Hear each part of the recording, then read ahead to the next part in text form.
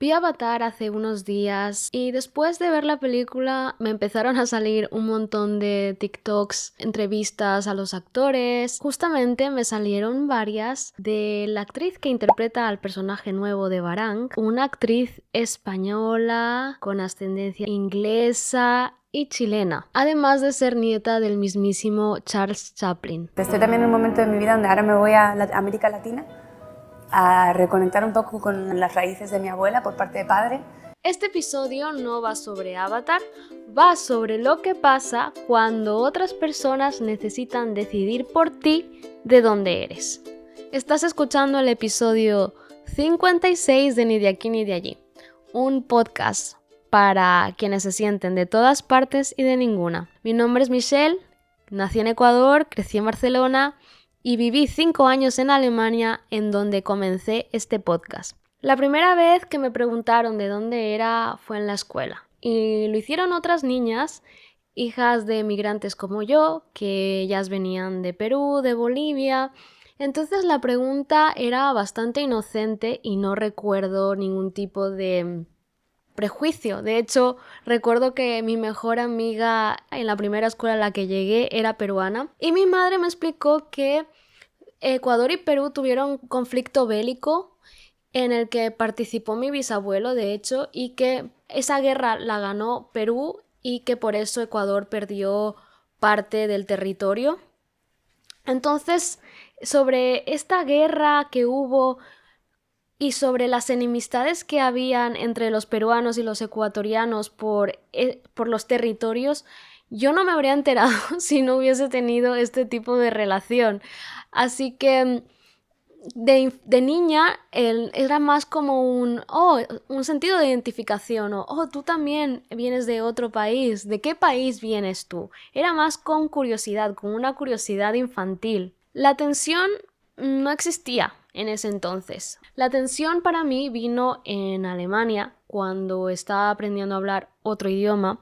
Y como en todos los idiomas, cuando aprendes a hablarlos, las primeras cosas que te enseñan es a poder presentarte. Entonces, cuando yo me presentaba y decía que venía de Ecuador, porque es lo que yo decía estando en España, y me comenzaban a preguntar cosas sobre Ecuador, como lo de la guerra, otros detalles sobre barrios y demás, yo no tenía ni idea y no era capaz de responder. Pero si me preguntaban sobre Barcelona, como yo había crecido aquí y era mi día a día y es lo que conocía mejor, era capaz de responder a preguntas más específicas. También, como mencioné en el episodio 54, fui a Ecuador por primera vez con 16 años y me di cuenta de que mi forma de interactuar era diferente a la que se consideraba ecuatoriana o se esperaba de una persona ecuatoriana, y pues como yo no había socializado en esa sociedad, valga la redundancia, y como tampoco tenía amigos latinoamericanos o amigos ecuatorianos recién llegados de esos países, ¿vale? Porque creo que esto es un matiz importante.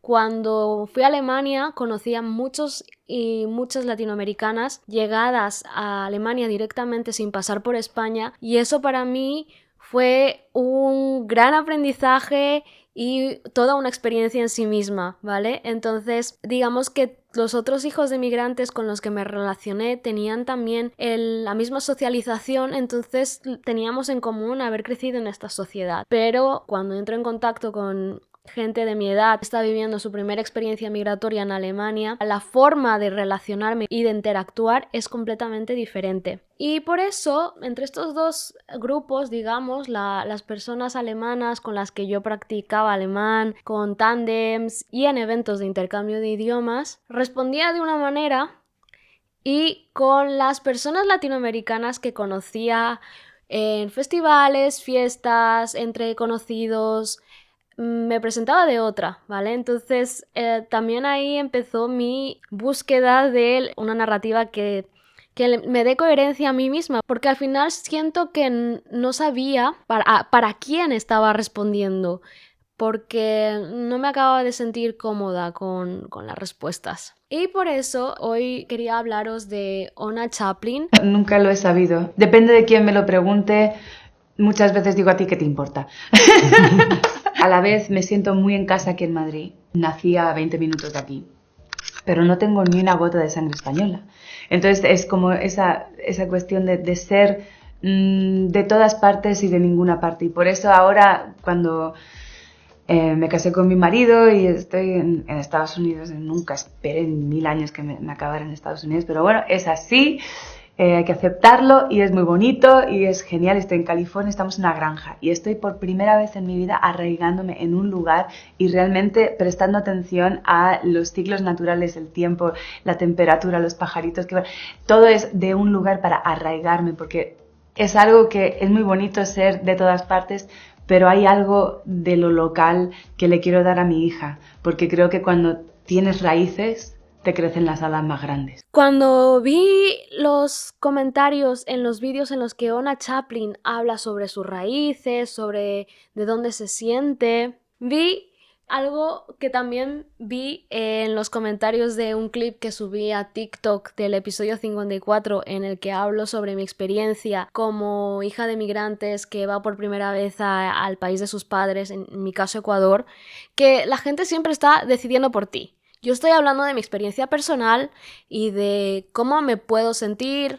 a veces y de cómo me siento yo como una experiencia personal compartida con muchas otras personas que sé que se han sentido en algún momento de su vida como yo. En ese momento, ahora me siento de otra manera. Esas personas se toman el tiempo de escribir comentarios decidiendo por mí si soy ecuatoriana o si soy española y que me deje de tonterías, ¿vale? Entonces yo pensé que eso era algo que, bueno, pues yo soy una random que les ha aparecido en su scroll diario de TikTok y estas personas, por algún motivo, hay algo de lo que yo comento que les activa la necesidad de compartir estas órdenes, sus órdenes, hacia mí en ese vídeo. Pensaba que a mí o a otros hijos e hijas de inmigrantes que a veces comparten sus emociones relacionadas con este tema en TikTok y que a veces me salen.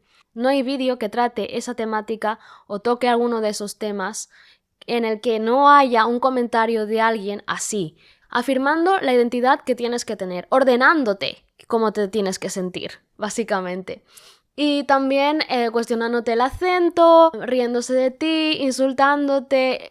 Ya yo por experiencia lo sé. Durante mucho tiempo me estuve absteniendo de publicar y tener un perfil del podcast en TikTok. Pero tengo mucha conexión con otros creadores y otras personas que he encontrado por TikTok con las que yo también me siento súper identificada en relación a estos temas, con una perspectiva, digamos, diferente, porque a veces comparten cosas que yo sentía en algún punto y me muestran que los temas que yo he venido tratando estos 8 años siguen vigentes y que se siguen haciendo estas mismas preguntas. Entonces lo que he optado es por bloquear.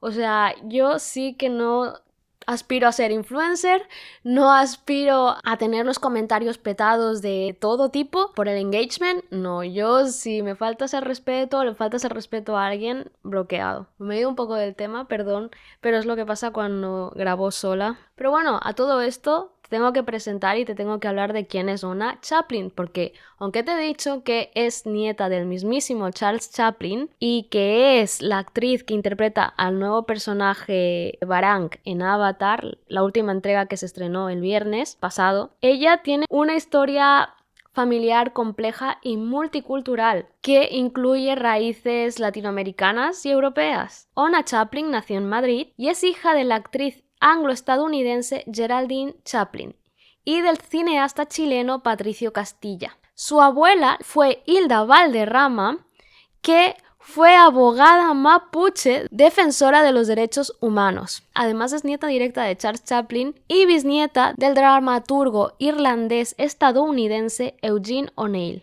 Y la llamaron Oona en honor a su abuela, Oona O'Neill, que fue la última esposa de Charles Chaplin.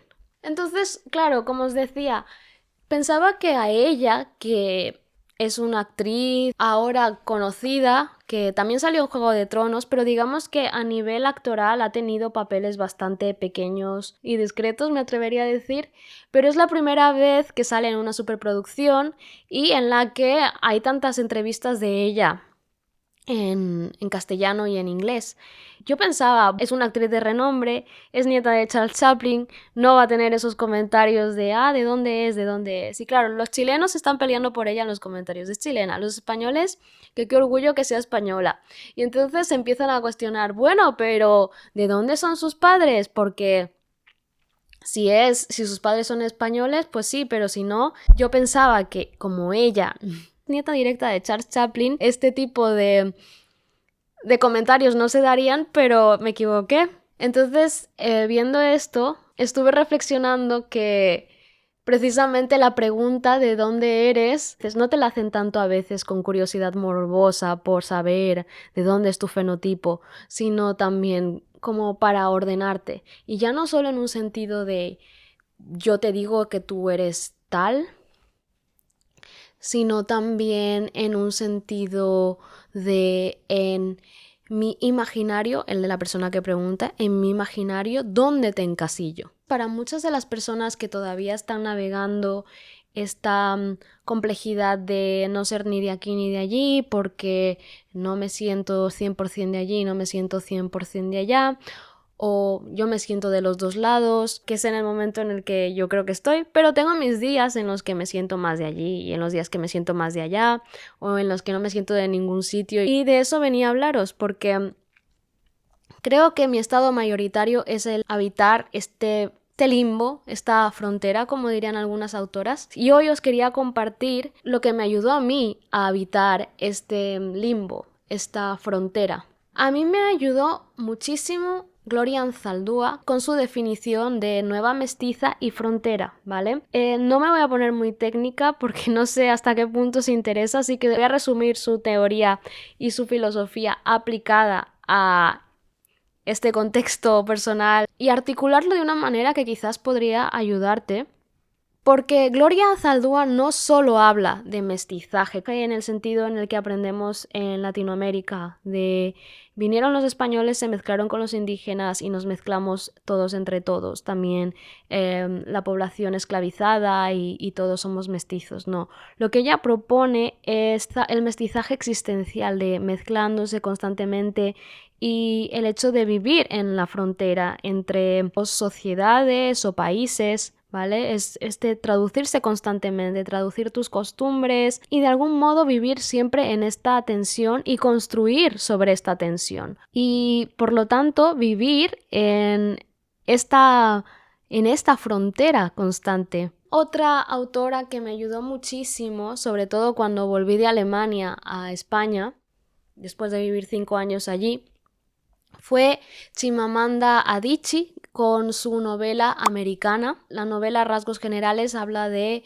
una mujer nigeriana que estuvo muchos años viviendo en Estados Unidos y regresa a Nigeria y cómo vive ese proceso de adaptación. Entonces yo me sentí súper identificada con la protagonista. Hay mucha teoría que por estudios académicos ya conocía, pero es diferente luego aplicarlo a tu vida, a los momentos en los que te estás cuestionando si hiciste bien al volver, ¿vale? Entonces, con Americana lo que rescato de allí es que volver no es volver al mismo lugar, el lugar ha cambiado y tú también has cambiado y tú tampoco vuelves intacta. Te han pasado cosas, has vivido experiencias, has aprendido, entonces esa vuelta es distinta, o sea, hay otro proceso migratorio allí. Y por lo tanto, con el libro entendí que, vale, no volví intacta y no volví igual que me fui, no es necesario que yo encaje de nuevo en lo que dejó la Michelle de 21 o 22 años cuando se fue a Alemania. Pues no es necesario que yo vuelva a ocupar ese lugar que dejé cuando me fui, sino que no tengo por qué encajar porque la persona que volvió no es la misma y eso está bien. Es verdad que hablo bastante de Alemania, pero tened en cuenta que este podcast comenzó en Alemania, entonces muchas de mis incertidumbres, muchas de mis dudas y de mis preguntas existenciales encontraron respuesta allí. Y también es curioso, y eso a veces a la gente le sorprende, porque fue en Alemania donde a mí se me cuestionó menos mi identidad dividida, digamos, de ser ecuatoriana española. Tenía amigas que cuando me presentaban a otras amigas ecuatorianas les decían, vamos a la fiesta de Michelle, que es una española con cara de ecuatoriana. ¿Vale? Y eso lo decían otras ecuatorianas y no había ningún problema para ellas en su cabeza, simplemente era, vale, a lo mejor me va a preparar bolones de verde para comer, pero luego me va a hablar con otro acento o me va a compartir otras experiencias y no podemos hablar de las cosas de la misma forma, pero hay algunas cosas que sí, ¿vale? Entonces allí me sentí lo menos invalidada por lo que vienen a ser otras personas latinoamericanas que migraban. Aquí en España, a la vuelta ha sido diferente porque yo ya no estaba tan a la defensiva, porque cuando crecía me pasaba lo que pasa ahora en los comentarios de TikTok, que hay mucha gente que te cuestiona tu ecuatorianidad, tu ser hija de migrantes ecuatorianos, tu relación con el país de tus padres, ¿vale? No sé si eso pasa en otras diásporas, al punto en el que pasa en la nuestra. Me gustaría mucho saberlo, la verdad. Pero a todo esto, con el tema de encajar y tal, una de mis amigas, que todavía está en Alemania, ecuatoriana, me habló de María Galindo y del feminismo bastardo, ¿vale? Leí el libro y también lo leí en una época que me ayudó mucho con esta posición de donde te quieren encajar, ¿vale? No voy a extenderme mucho en temas teóricos. Bastardo o bastarda en el pensamiento de María Galindo habla de una posición política, pero también de no buscar la pureza, ¿vale? Como la pureza del pensamiento, en mi caso la pureza cultural, y por lo tanto dejar de pedir legitimización, existir sin un origen único. Existir con los dos orígenes, básicamente. En el pensamiento de María Galindo está aplicado al feminismo porque su feminismo bastardo se presenta como no puro, no autorizado, no domesticado, pero para mí fue una forma de leer mi identidad en la forma de relacionarme. Mi identidad no está domesticada a lo que la otra persona quiera ordenar en su cabeza o me quiera ordenar a mí dándome una orden de compórtate como lo que yo en mi cabeza tengo sobre los ecuatorianos o compórtate según los estereotipos que yo tengo en mi cabeza a la hora de preguntarte y escuchar tu respuesta. ¿Cómo respondo hoy a la pregunta de dónde eres? Cuando os comentaba al principio del episodio, cuando estaba aprendiendo alemán, me presentaba diciendo pero. Soy ecuatoriana, pero crecí en Barcelona. Eso me generaba conflicto. Siempre he sido muy consciente de las palabras, siempre me han obsesionado bastante y la filosofía del lenguaje. Entonces, para mí era algo que sí que me quitaba el sueño, no paraba de darle vueltas, hasta que llegué a encontrar la paz y la armonía al integrar estas dos experiencias, estos dos países, estas dos culturas al crecer. Entonces ahora me presento, soy ecuatoriana y crecí en España. Ya está. O soy de Barcelona y nací en Ecuador. Depende de quién me pregunte también. A veces depende de la persona, ya veo por dónde a veces me ahorro el i y digo soy de Barcelona y ya está. O soy de Ecuador, depende de quién pregunte. También a veces hay que pensar en la salud mental y qué es lo que estamos o no dispuestas a aguantar ese día. Ese cambio de el pero por el i también me da mucha paz porque siento que ya no estoy justificando mi existencia, sino que la estoy describiendo. Pero por supuesto hay cosas en las que todavía estoy trabajando respuestas o navegando emocionalmente. Por ejemplo, a veces echo de menos Alemania y me tengo que recordar por qué me fui. También todavía hay días, cada vez menos, pero hay días en los que me pregunto si tengo derecho o no a tener una opinión o a opinar sobre la política en Ecuador, pero ya no dejo que esa duda me invalide y me impida participar de ciertos espacios. Mi consejo es que si todavía sientes este conflicto de identidades, de soy de aquí, soy de allá, mi consejo es que si puedes, porque esto es así, hay circunstancias y hay responsabilidades que no permiten que puedas hacerlo, así que es completamente comprensible.